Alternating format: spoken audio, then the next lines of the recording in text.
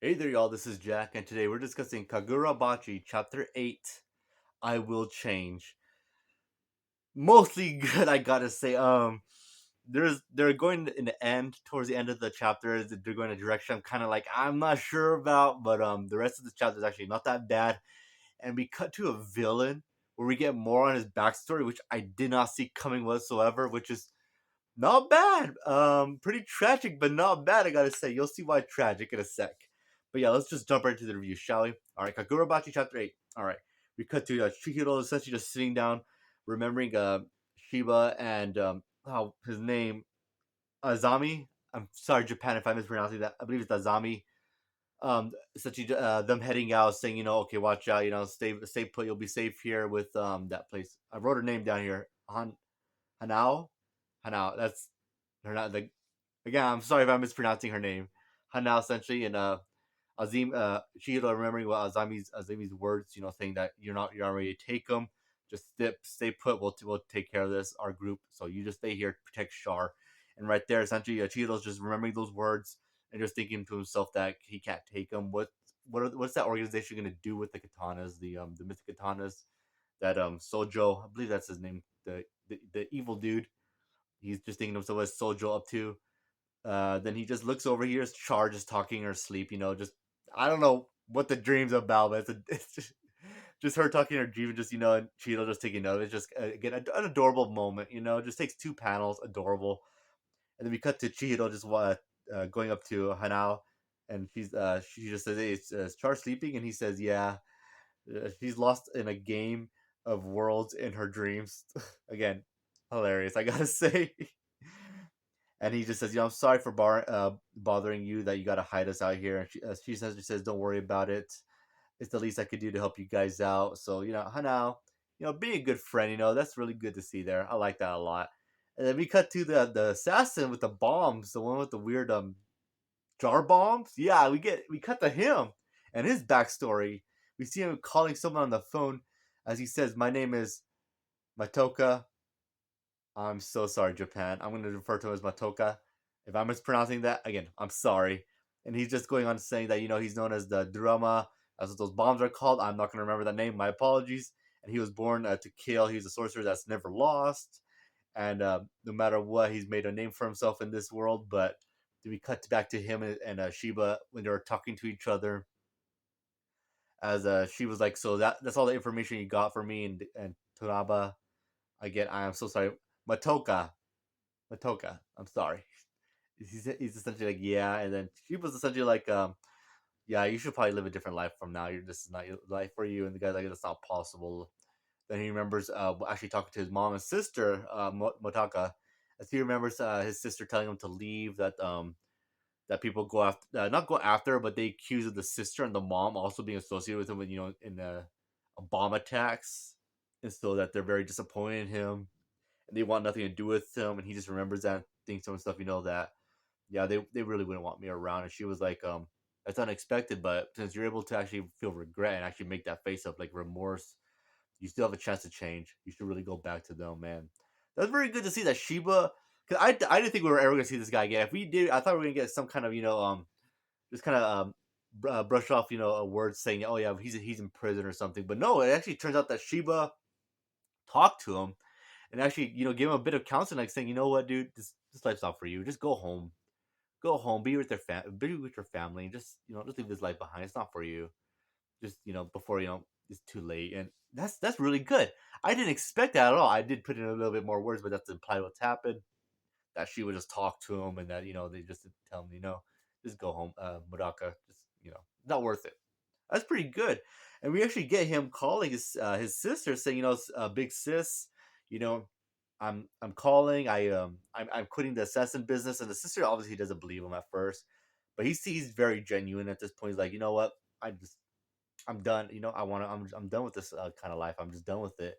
And she's like, did you call mom? And he says, yeah, but she wouldn't answer. And she's like, well, it is late at night. She's asleep. You know what? I'll come pick you up tonight, or not tonight, but the next day, and we'll go talk to mom. And things seem to be good looking up for him for now. And as he gets into the car of his sister, he's like, "Ah, good to see you, sis." And right there, she's stabbed.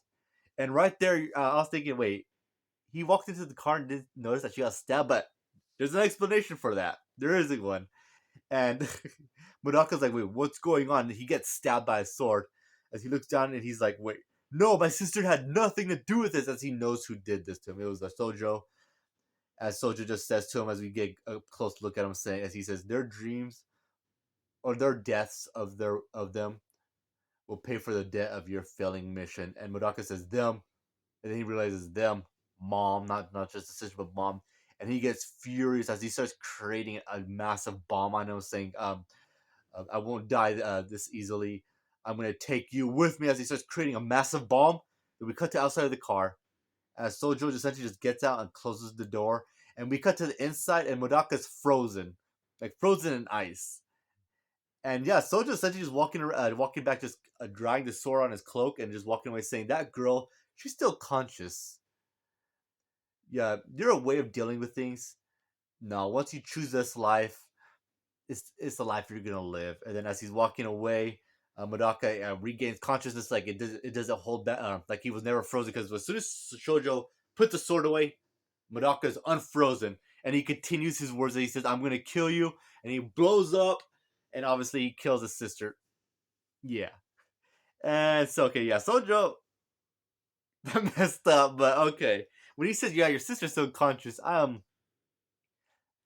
I get what Sojo's saying. He's like, yeah, you said you just killed your sister was still alive, but you going crazy, just you killed her too. But to be fair for Madaka, you probably didn't know that because he just saw his sister. Next thing you know, she was stabbed. So he could have just assumed that she was dead, but also him getting furious that his mom was implying that she was also killed. Yeah, would set him off. He's just like, I'm just gonna take you out. So I can see where Madaka's coming from. Him losing his mind though, just blowing up his making a big bomb as he can, which is only big enough to obliterate the car. And Sojo was clearly far away enough so where it didn't affect him. Interesting, I gotta say, but Sojo, very interesting character. Then we cut to Sojo talking with that one sorcerer, the one that if he gets near you and puts his hand near you, and like makes you relive your trauma moments. We actually get Sojo talking to his brother, his younger brother, as the younger brother's like he's giving Sojo all the information because he wants Sojo to get revenge for his brother, to go kill Chihiro. And Sojo's like, all right, but first things first, he grabs the guy and he slams him to a wall. And the guy's like, wait, what are you doing? And Sojo's like, yeah, I gotta do a little warm up first. And the younger brother does the same technique where he holds his hand out. It makes Sojo relive a traumatic moment where we see a younger version of him walking through a field of a bunch of corpses above him. I have no idea where they're going with this, but Sojo just says to himself, "That felt very long, but I guess it was just a few seconds. That's interesting," and he just kills him. And we see that younger brother's dead body is littering the alleyway. Okay, the only way, okay, I get what the author is trying to do. That Sojo is just such a maniac that something like this would not really affect him all that much. I hope he sticks to that. I really, really hope he sticks to that because someone that would overcome that, I would believe, would be like a hardcore sociopath, like what he is, like what presented, like what he is. He's an actual sociopath. Um, him showing remorse and everything. I think he's a character that to me that seems like he's far too gone. Unless the author can actually show him, having some remorse later on to make him actually have feelings, like somewhat regrets. The only reason I bring that up is because I want consistency in the story. Because this story's actually been pretty, solid for the most part. So I'm not gonna judge against the story because again, that's down the line. I'm making assumptions, but I do want the author to be consistent. I want that technique. If it does make you relive trauma moments to where you're actually somewhat affected, that's fine. Like Sojo seems to not really be all that effective. We saw like a little shiver of hand, that'd be okay. But if we get a flashback to that later on, like show that he had a slight effect on him later on. If we do see him showing some emotion of remorse and stuff like that. But if he's just showing, emotions of like, yeah, that doesn't bother me. I'm just happy. I'm just doing my thing and just killing everyone. That's fine. We don't have to show Shoujo, not really having that terrible reliving memory thing effect on him. If I'm making sense. If I'm not, I'm sorry. But I'm trying to do my best here. And then we get Shoujo essentially walking, and he actually manages to find his way to Hanao's place as he opens the door. As he knocks, she opens the door, and Chihiro immediately sees Soji and just boom right there, just blocks the sword as Shoujo strikes, and Chihiro saves Hanao, and yeah, Shoujo's like, "You're pretty fast." And right there, Chihiro recognizes the sword as he sees the water coming out the sword. Not water, but like more mist, like I'm assuming like ice. As Chihiro just shouts, "Get out of here!" And then we just hear a loud throom as that wakes Char, and Char goes to check it out. And she sees a massive hole with a Shoji just launched Chihiro through walls as Shoji just says, "Don't tell me you died already. I came here because I heard a mystic katana can kill each other. Or perhaps the information on the new katana was false." Okay, so a new katana could kill each other. So when I first read that, now it could be a kind of translation thing, but I'm assuming not that he's suicidal or he wants to die, but if there's anyone that's gonna be able to kill him, it'd be someone that holds this katana. That's what I think they're gonna go with here. That if there's anyone that's gonna kill him, that might be it. Now, remember that later on, after at the end of the review, because we see Char watching this as with a horrified look on her face as Hanao, gets to Hanao, excuse me, gets to Char, says, "Oh, we gotta hide here," and she's just worried about Char's worried about Shihiro, and then we get Shihiro actually coming up saying, "You're Shoujo. The blood and katana, is it from the sorcerers?" And Shoji's like, "I don't care." So it's showing that he doesn't care if the sword gets bloody or anything. He's not treating the sword with respect. And right there we get Shihiro just a look on his face as he said, "You aren't ready for him yet." From Azami, as Shihiro says, "Inten, then you don't deserve to wield it." And Shoji just says, "I don't care. Let's hurry up and finish this." As they both get ready, as we see Shoji with just a bunch of smoke coming from around him, and Shihiro with two goldfish swirling around him. And end of chapter. Pretty good. Is there break next week? No. Woo! Okay, so yeah. Not a bad chapter, I gotta say, but everything I did say earlier is speculation, so I'm not gonna go with that criticism here. But the only criticism I'm gonna have here is, okay, so this dude. Okay, no, hold on. Let me give my rating first. I'm gonna give this chapter an 8 out of 10. Actually, not that bad, or really good.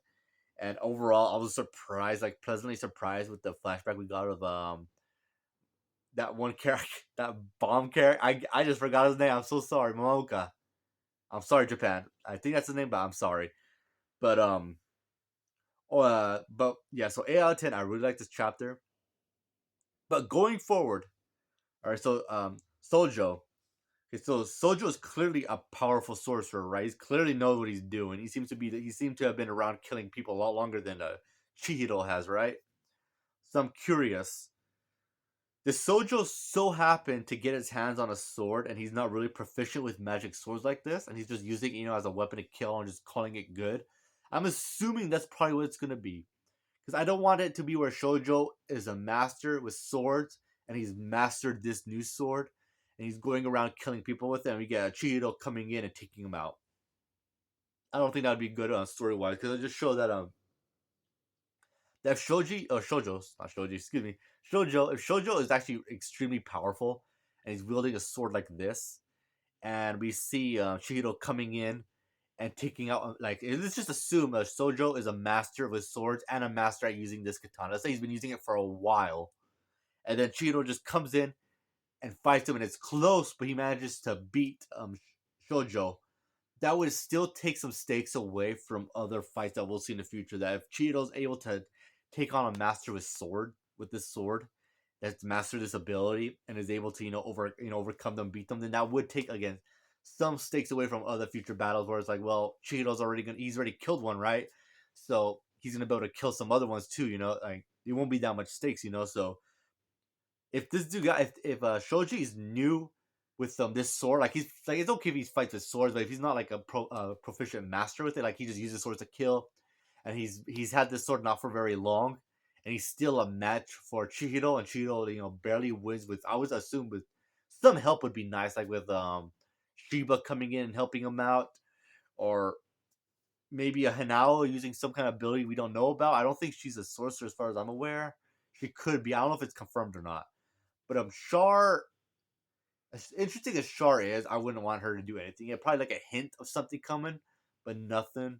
But yeah, again, I think Chihiro taking this guy out, Shoji, I think it'd be depending if this guy is not that great, which he does seem to be like a very good proficient killer. He does seem to be intelligent enough to to plan things ahead. He does, which he did in this chapter. So again, he's not this bloodthirsty, this maniac. He's a calculated sociopath. I gotta say. And so yeah, I just hope that the writer just doesn't disappoint. I mean, he's done cliches in this story, but as I said before, doing cliches is not bad, especially if you do it correctly and do it well. And the author's been doing it pretty dang well in this story, I gotta say. And I hope that he does this villain justice, that this villain is actually formidable, but still understandable enough for Cheeto to fight and take on, and most likely be if Cheeto actually fights him and loses, and he has to run away with Char and Hanao.